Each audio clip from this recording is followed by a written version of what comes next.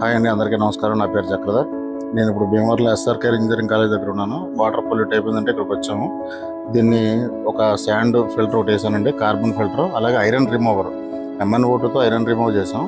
అలాగే electronic conditioner. ఇదేం చేస్తుందంటే వాటర్లో ఉన్న కాల్షియం, మెగ్నీషియం, హెవీ మినరల్స్ని అక్కడ స్టాప్ చేసేస్తుంది.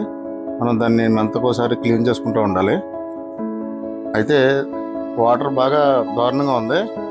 ఈ వాటర్ అంటే కలర్ బాగా డ్రైన్ వాటర్లో ఉంది. దాన్ని ప్యూర్ చేసి మినరల్స్ అన్ని తీసి, అలాగే ఐరన్ బాగా హెవీ ఉంది, సెలినిటీ ఉంది. సో నేను ఇది ఫిట్ చేసిన తర్వాత అవుట్పుట్ ఎలా ఉంది, వాటర్ అసలు ఇంతకుముందు వాటర్ ఎలా ఉంది, తర్వాత అవుట్పుట్ వాటర్ ఎలా ఉందో చూద్దాం. యాక్చువల్గా ఎక్కడ సొల్యూషన్ దొరకట్లేదు దీనికి. ఇది మా ఓన్గా నేను డిజైన్ చేశాను ఈ సిస్టమ్ని. ఎలక్ట్రానిక్ కండిషనర్ అనేది మీకు ఇక్కడ ఇప్పటివరకు ఎవరు యూజ్ చేయాల.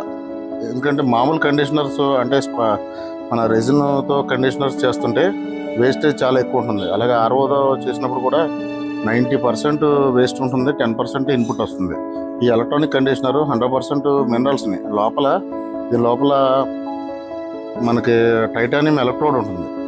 అదేం చేస్తుందంటే ఈ హెవీ మినరల్స్ని, ఆ కాల్షియం, మెగ్నీషియం, జింక్, ఐరన్ లాంటి వాటిని దాని దగ్గర స్కేలింగ్లా పట్టేసుకుంటుంది. స్కేలింగ్ ఎవరికైనా ఎక్కువ స్కేలింగ్ సమస్య ఉంటే కనుక ఈ కండిషనర్తో చాలా ఈజీగా చూడొచ్చు. ఇక్కడ చూడండి, ఈ వైట్ దాంట్లో ఉన్నది రా వాటరు, రెండో ఉన్న వాటరు తర్వాత రిజల్ట్ అండి ఇలా ఉంది. మీకు ఎవరికైనా అవసరం అయితే కనుక మాకు కాల్ చేయండి. సోప్ ఇందులో కరగట్లేదు. అదే తర్వాత అయిన దాంట్లో మాత్రం సోప్ ఈజీగా డిజాల్వ్ అయింది.